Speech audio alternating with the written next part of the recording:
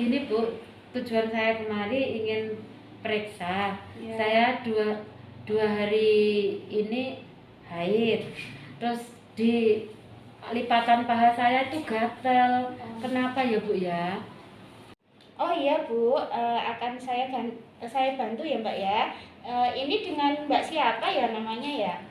Saya Dewi Bu, Umurnya berapa Mbak? 16 tahun. Alamatnya? Alamatnya Perwantoro, Wonogiri Bu. Oh iya. Iya Mbak, jenengan kan ada keluhan gatal-gatal di lipatan paha Iya, Bu. saat menstruasi ya. Kalau menurut jenengan personal higien saat menstruasi itu apa nggih? Ngapunten niku wau napa nggih Bu nggih? Kula mboten mudeng.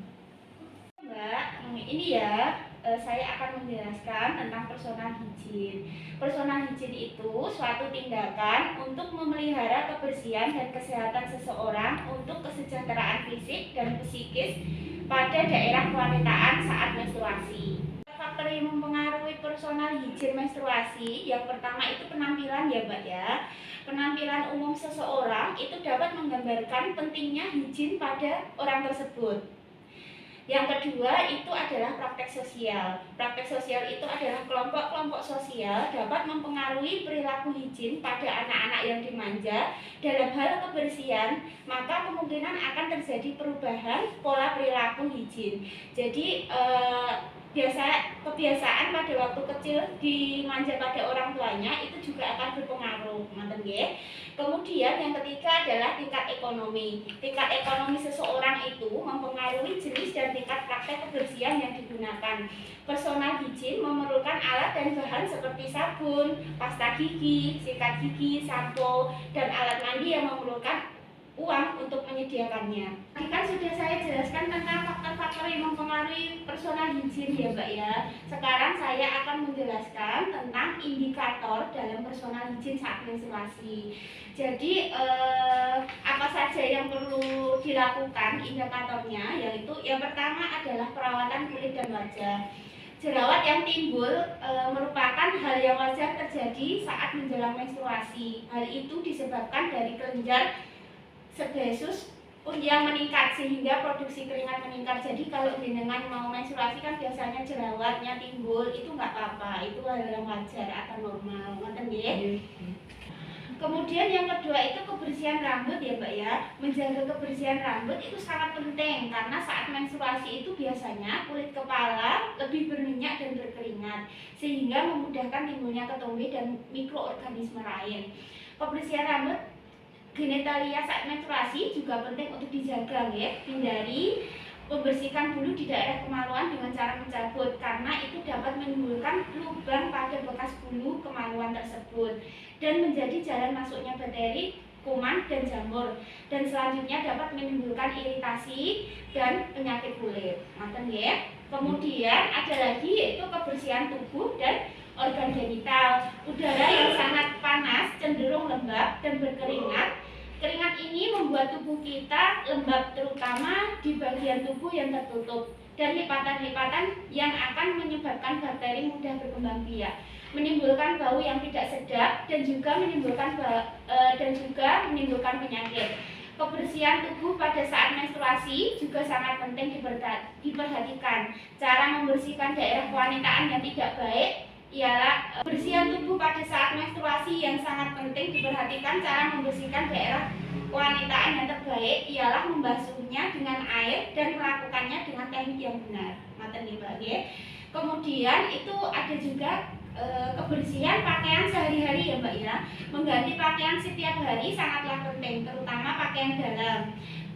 Jenengan gunakan pakaian dalam yang kering dan menyerap keringat, biasa yang berbahan katun atau kaos ya. Pemakaian celana yang terlalu ketat harusnya dihindari karena nanti kulit ini akan susah bernafas dan akhirnya bisa menyebabkan daerah kewanitaan menjadi lembab dan teriritasi. Mungkin jenengan di daerah lipatan paha itu gatal-gatal karena jenengan sering pakai celana jeans yang ketat, ngoten ya. Kemudian penggunaan pembalot Kalau pas menstruasi jenengan memakai pembalut yang tidak berwarna, jenengan pilih yang bagus, yang bersih, tidak berwarna, tidak mengandung parfum, daya serapnya tinggi sehingga merasa nyaman selama menggunakannya. Apabila di permukaan pembalut itu ada setosel atau gumpalan darah, jenengan segera ganti karena gumpalan tersebut bisa menjadikan tempat yang sangat baik untuk perkembangbiakan jamur. Ngoten nggih. Oh iya Mbak, jenengan biasanya kalau ganti pembalut sehari itu berapa kali ya? Ya kadang 1 sampai 2 kali, kadang 2 sampai 3 kali. Oh iya, setelah saya menjelaskan tadi, jenengan kalau ganti pembalut yang bersih ya Mbak ya, yang bersih, tidak ada parfum, yang kayak saya menjelaskan tadi. Terus nanti kalau ada gumpalan darah, segera ganti pembalut aja, atau setelah buang air kecil atau buang air besar. Mbak, tindakan ini hal-hal yang harus jenengan lakukan jika saat menstruasi atau personal hygiene-nya, yang tindakan yang dilakukan saat personal hygiene saat menstruasi.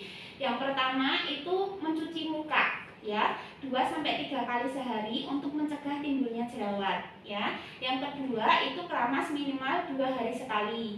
Yang ketiga mandi yang bersih minimal 2 kali sehari pakai sabun mandi. Biasanya sudah seperti itu ya Mbak ya, biasanya ya. Kemudian yang keempat, memotong dan membersihkan kuku. Itu bisa dilakukan setiap seminggu sekali. Kemudian mencuci tangan dengan sabun dan air mengalir sebelum dan sesudah memegang genitalia. Jadi setelah ganti pembalut atau sebelum ganti pembalut, jenengan cuci tangan dulu gitu ya. Kemudian tidak menggunakan bedak atau parfum pada daerah genitalia. Walaupun jenengan tadi di organ lipatan paha tadi gatel, jangan menggunakan bedak atau parfum, soalnya nanti malah mikroorganismenya atau kuman-kumannya bisa bersarang di situ, nanti malah tambah gatel gitu ya. Tidak menggunakan kemudian membasuh genitalia dari arah depan atau vagina kemudian ke belakang. Jadi cara ceboknya ya diperbaiki dulu. Kemudian pembalut harus diganti secara teratur. Kalau jenengan tadi ganti pembalutnya 2-3 kali sehari, ini saya sarankan jenengan ganti pembalutnya 4-5 kali sehari, atau setelah mandi, buang air kecil atau buang air besar, biasakan ganti pembalut biar tidak terjadi gatal-gatal di area wanitaan. Kemudian mencukur atau merapikan rambut kemaluan karena bisa ditumbuhi jamur atau kutu yang dapat menimbulkan rasa tidak nyaman dan gatal. Jadi kalau setelah menstruasi atau sebelum menstruasi jenengan cukur rambutnya biar nanti daerah tersebut biar bersih, biar tidak terjadi ditumbuhi oleh mikroorganisme atau kuman, biar nggak gatel, jenengan juga merasa nyaman, nonton ya. Kemudian dampak apa saja kalau jenengan tidak melakukan masalah pada personal hygiene? Yang pertama yaitu dampak fisik. Dampak fisik itu akan menimbulkan infeksi pada alat reproduksi, kanker leher rahim, keputihan, dan jika tidak segera ditangani akan menyebabkan kemandulan. Nanti malah jenengan tidak bisa menurunkan kualitas hidup jenengan secara individu yang bersangkutan. Jadi dampaknya sangat besar sekali ya personal hygiene itu terhadap jenengan. Jadi jenengan harus membiasakan secara pribadi personal hygiene kayak tadi ya. Kemudian dampak psikososial kalau nanti perawatan personal hygiene-nya itu tidak bagus, itu jenengan ada gangguan rasa nyaman, kemudian tidak merasa nyaman karena kan tadi ada daerah area kewanitaan jenengan yang gatal-gatal tadi, kemudian gangguan aktualisasi diri, jenengan kalau mau berkomunikasi atau berinteraksi dengan orang lain juga nggak nyaman seperti itu, dan gangguan interaksional ya, seperti itu. Jadi begitu ya Mbak ya, kalau personal hygiene saat menstruasi itu emang sangat penting. Jadi kalau jenengan kebiasaannya dari awal sudah tidak bagus, mulai sekarang sudah saya jelaskan seperti tadi harus dibiasakan biar dengan tidak terjadi rasa tidak nyaman seperti gatal-gatal tadi. Ada yang dari sini sudah paham apa yang saya jelaskan, sudah paham? Insya Allah saya paham Bu. Oke. Ada yang ditanyakan Mbak? Enggak Nggak ada ya? Oh iya. Oh, sudah tidak ada yang ditanyakan. Oh nggih pun Bu, niki kula sampun jelas. Matur suwun nggih Bu penjelasanipun. Niki kula badhe enggal mantep mawon. Nggih. Nggih kula mriki melih. Oh nggih Bu. Banyak banget. Terima kasih. Dekat told me